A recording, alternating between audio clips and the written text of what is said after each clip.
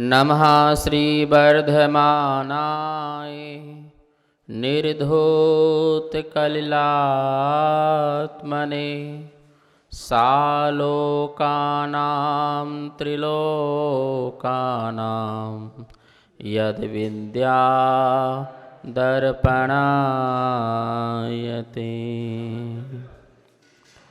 रत्नकरंडक श्रावकाचार परम मांगलिक ग्रंथ है। आचार्य समंतभट्ट स्वामी द्वारा दूसरी तीसरी शताब्दी में यह लिखा गया है। इसमें 150 श्लोक हैं। संस्कृत इसकी भाषा है। सम्यक दर्शन, सम्यक ज्ञान, सम्यक चारित्र, सल्लेखना और श्रावक के 11 पदों की इसमें चर्चा की गई है। बहुत ही सुंदर ग्रंथ है। श्रावक को पढ़ने लायक है, कंठस्थ करने लायक है। यहाँ पर सम्यक दर्शन की महिमा को बताते हुए आचार्य भगवान ने कहा था कि जैसे वृक्ष की जड़ मजबूत होती है तो उसकी स्थिति भी अच्छी होती है और उसकी वृद्धि भी होती है और उसमें फल का उदय भी अच्छा होता है। ऐसे ही जिसका सम्यक्त की जड़ मजबूत होती है तो उसकी भी स्थिति होती है, वृद्धि होती है और फल का उदय अर्थात मोक्ष की प्राप्ति भी उसको हुआ करती है। जैसे बिना जड़ के वृक्ष मजबूत नहीं होता, बिना नींव के महल टिक नहीं सकता है, ऐसे ही बिना सम्यक दर्शन के जो है हमारा आत्मकल्याण नहीं हो सकता है। यहाँ पर सम्यक दर्शन को आचार्य समंतभट्ट स्वामी ने बीज बताया है। बीजा भावे तरोरिव, मतलब जैसे बीज का अभाव होने पर तरु मतलब वृक्ष की स्थिति नहीं बन सकती है, वो तुरंत ही गिर जाएगा। मतलब देखो, जैसे वृक्ष की जड़ मजबूत नहीं होती है तो क्या होता है, थोड़ी सी हवा आती है और गिर जाता है। अभी हम लोग क्या बोलते कि राजा बाजार में थे तो एक पीपल का पेड़ था, कम से कम 100 फुट का होगा और कम से कम जो है 10-15 फुट की उसकी मोटाई होगी। लेकिन एक हवा का झोंका आया तो इतना बड़ा पेड़ भी जो है क्या हो गया, वो गिर गया। हम लोग बड़े आश्चर्य में थे कि इतना बड़ा पेड़ भी कैसे गिर गया। तो वो इसलिए गिर गया क्योंकि आसपास पानी जाने का रास्ता बंद हो गया था, तो उसको पानी नहीं मिल रहा होगा, तो अंदर से क्या हो गया, वो सूख गया होगा। तो ऐसे ही कह रहे हैं कि यदि अपने आस्था की जड़ मजबूत नहीं है और आस्था में यदि हम भावनाएं नहीं डालते रहेंगे, चिंतन नहीं करते रहेंगे, तो हमारी आस्था भी क्या हो जाएगी, आस्था भी हो जाएगी, टूट जाएगी और हम जो है सम्यक से रहित हो जाएंगे। आस्था श्रद्धा जो है 3 प्रकार की बताई है यहाँ पर।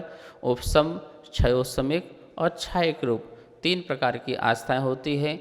उपसम वाली तो जो है अंतर मुहूर्त को होती है और पुनः वो गिर जाती है। क्षयोसम वाली जो है 266 सागर जो है अधिक इसकी स्थिति बन सकती है लगातार, यदि कंटिन्यू में ये वाली हमारी आस्था बने। और उसके बाद नियम से पर क्षयिक सम्यक दर्शन हो जाएगा यदि लगातार बनी रही तो। कितने सागर कह रहे हैं? 66 सागर, 266 सागर, एक अंतर्मुहूर्त का बीच में गैप डाल करके पुनः दोबारा होकर के इतनी लगातार श्रद्धा हमारी तत्व के प्रति, आत्म तत्व के प्रति बनी रह सकती है। और एक है श्रद्धा क्षयिक वाली। क्षयिक वाली जो श्रद्धा है वह अनंत काल तक बनी रहेगी। वो श्रद्धा कभी टूट नहीं सकती है। आंधी आए, तूफान आए तो उसकी जड़ कितनी मजबूत है, कितनी आस्था मजबूत है, आप ये समझ सकते हैं। मतलब कि आप ये समझिए कि एक श्रद्धा मतलब कि लाख के कड़े होते हैं, ठीक है ना। तो लाख को क्या हो, धूप में रख दो तो पिघल जाएगी। लाख की कोई वस्तु होती है तो वो धूप में रखेंगे तो क्या हो जाएगा, पिघल जाएगी। ये उपसम वाले की श्रद्धा, ठीक है ना।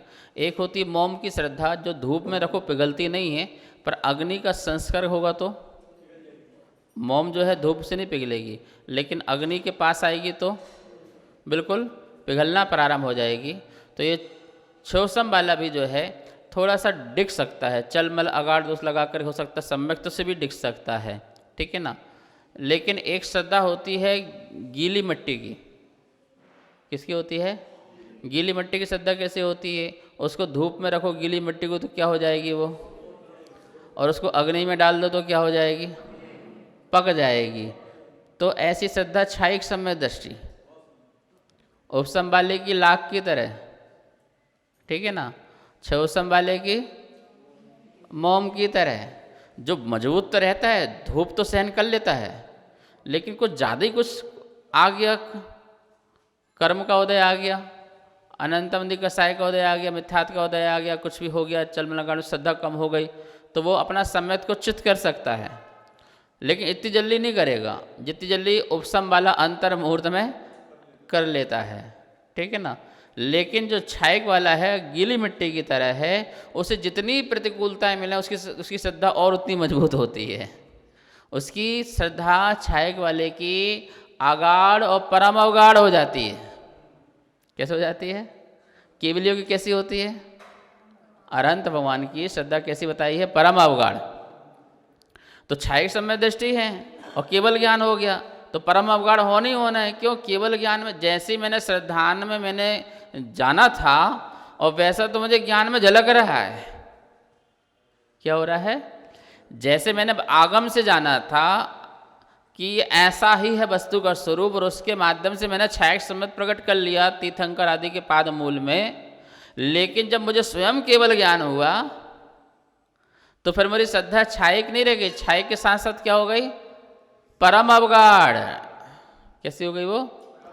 परम अवगाढ़ हो गई। अर्थात अब तो ऐसी श्रद्धा है, वैसे भी श्रद्धा टूटने वाली नहीं थी, लेकिन अब अनुभव और आत्म अनुभूति वाली श्रद्धा जो हुई है वो गजब की हुई है, वो क्षायक हुई है। तो यही बात है कि हमारी जितनी मजबूती होगी श्रद्धान की, पर हमारी श्रद्धान तो अभी कैसा है? कांच की भांति है। कैसी है? थोड़ा ठोकर लगी और क्या हो जाती है? बिखर जाती है, टूट जाती है। तुम्हें पता है उनके बारे में? अच्छा ऐसा? अरे भैया, इसलिए तो मैं सोचती हूँ अब मुझे धर्म नहीं करना है। लो भैया, ठीक है ना, तुमने क्या किया? तुम पंच परमेष्टि के स्वरूप से नहीं जुड़े, तुम व्यक्ति से जुड़े, इसलिए तुम्हें श्रद्धा टूटी है। किससे जुड़े? ये तुम व्यक्ति से जुड़ोगे तो श्रद्धा टूट सकती है, लेकिन स्वरूप से जुड़ोगे तो। प्रधानमंत्री का पद भ्रष्ट नहीं है। प्रधानमंत्री नरेंद्र मोदी तो भ्रष्ट हो सकते हैं, लेकिन प्रधानमंत्री का पद भ्रष्ट नहीं है। प्रधानमंत्री का पद तो शाश्वत है। क्या है?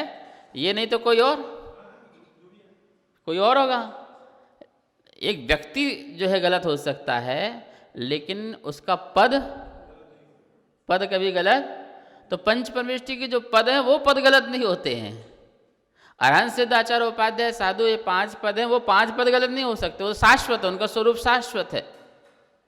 उसमें रहने वाला व्यक्ति का कर्म का उदय आ सकता है, वो गलत हो सकता है। तो व्यक्ति विशेष के गलत होने पर तेरी श्रद्धा क्यों खत्म हो रही? क्योंकि तू व्यक्ति विशेष से जुड़ा हुआ है। यदि कोई एक मुनिराज से कुछ गलती हो जाती है और उससे क्रिया के अनुरूप कार्य नहीं हुआ है, तो उनका वो कर्म का उदय है। तुझे उन पर दया आना चाहिए, उस पर वात्सल भाव आना चाहिए। क्या भाव आना चाहिए? कि ये दर्शन ज्ञान चार्य से च्युत हो रहे हैं, मैं क्या करूं कि उनको उसी में टिका दूं, फिर से मैं कैसे स्थितिकरण कर दूं उनका, कैसे मैं उपगोहन कर दूं कि एक आत्मा ने जो इस प्रकार से आगे बढ़ी थी, ये किस वश के कारण या कौन से कर्म को दे कारण, कैसे कौन से निमित्त के कारण ये च्युत हो रही है। तो तुम्हें दया करुणा आना चाहिए और वात्सल्य भाव आना चाहिए। यदि निंदा का भाव आ रहा है, बुरा का भाव आ रहा है, तो तुम्हारी श्रद्धा क्षणिक श्रद्धा है, तुम्हारी मजबूती नहीं है। तुम उसको ही, उसकी निंदा नहीं कर रहे, तुम अपनी भी आत्मा की निंदा कर रहे हो। तुम स्वयं च्युत हो रहे हो। किससे च्युत हो रहे हो? आस्था से, श्रद्धा से।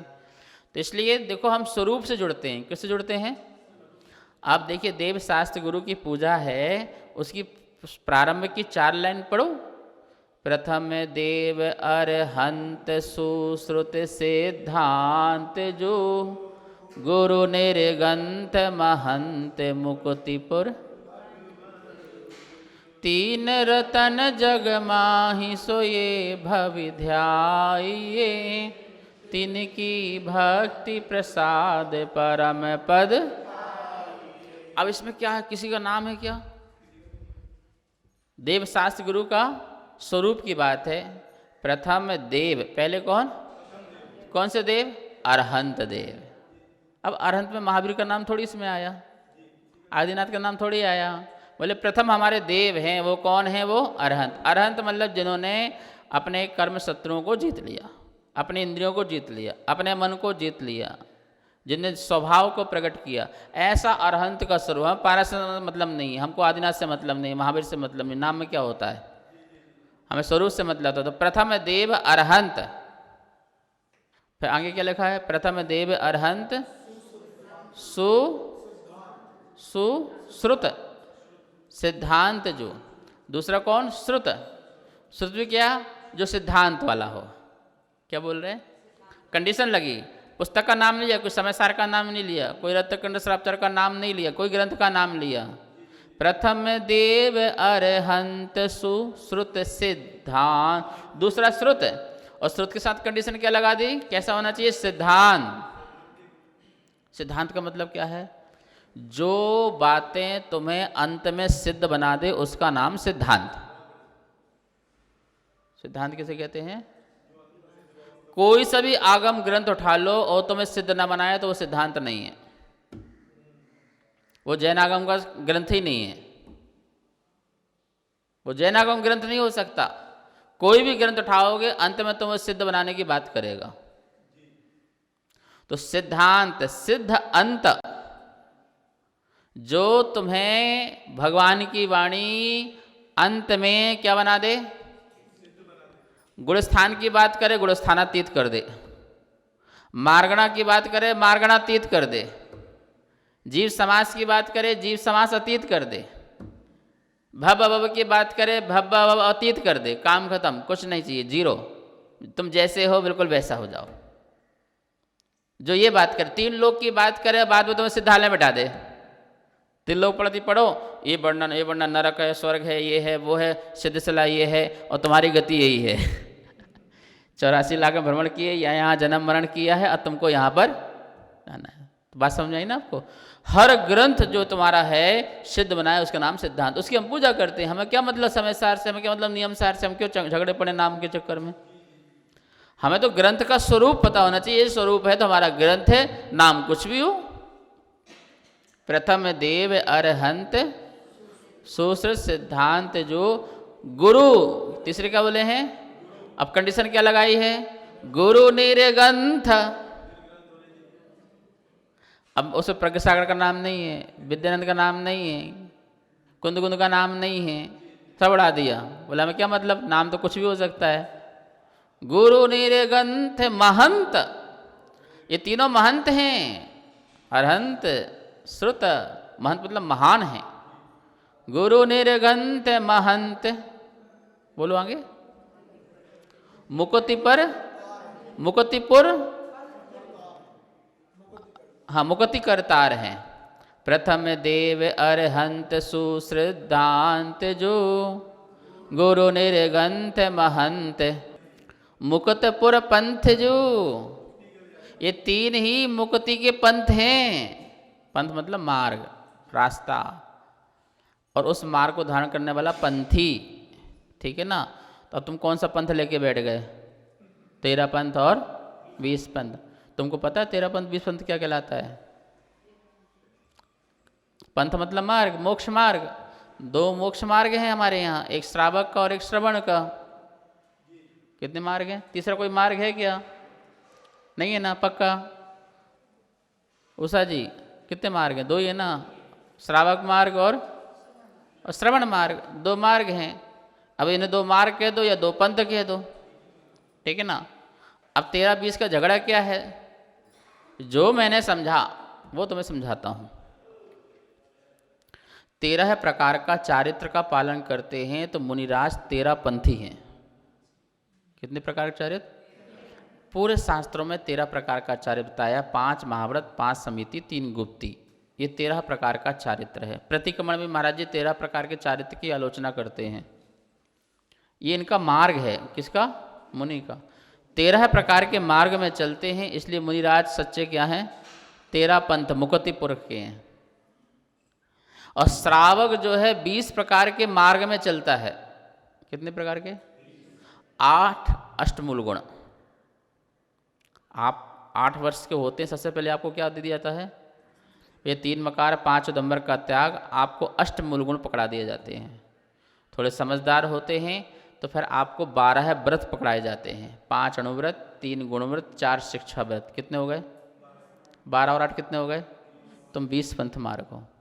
ये तुम्हारा मार्ग है। कौन सा मार्ग है? 8 अणुव्रत और 12 प्रकार के व्रत। किसके हैं ये? श्रावक के, मुनि के नहीं हैं। किसके हैं? कितने हो गए?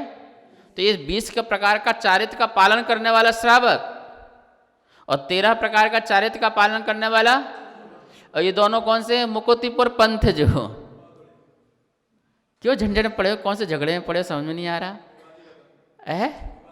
खत्म ही खेल है। स्पष्ट हो गया। हम 13 पंथी है, तुम बस पंथी मतलब पंथ मतलब मार्ग, मार्ग में चलने वाले।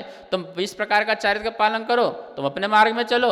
हम 13 प्रकार के चारित्र का पालन करें, हम अपने मार्ग में चलें, और दोनों मोक्ष मार्गी बने रहो, दोनों ही मोक्ष पंथी बने रहो। ये बात यहाँ पर कही जा रही है।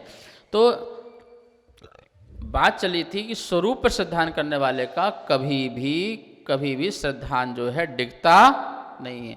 लेकिन जो व्यक्ति विशेष पर श्रद्धान करेगा, अरे हम 20 साल से जुड़े थे, देखो उनका ऐसा हो गया, हमने कभी सोचा भी नहीं था, अब हमें तो धर्म पर श्रद्धा खत्म हो गई। अरे 20 साल बाद कर्म का उदय आ गया ना, उसका क्या कर सकते हो? तुम नाम से क्यों जुड़े थे? तुम स्वरूप से जुड़ते। स्वरूप में आस्था रखती तो हमेशा जुड़े रहते, हर किसी से जुड़े रहते, पंच परमेश जुड़े रहते, और श्रद्धान से आत्मकल्याण अपना हो जाता। जय बोलो महावीर भगवान की। जावाणी के ज्ञान से सूझे लोकालो, शो वाणी मस्तक धरो सदा देत हो दो। हे जिनवाणी भारती तो हे जपो दिनरेन, जो तेरी शरणा धरे शो पापे सुख चैन। सबको बहुत बहुत मंगल आशीर्वाद।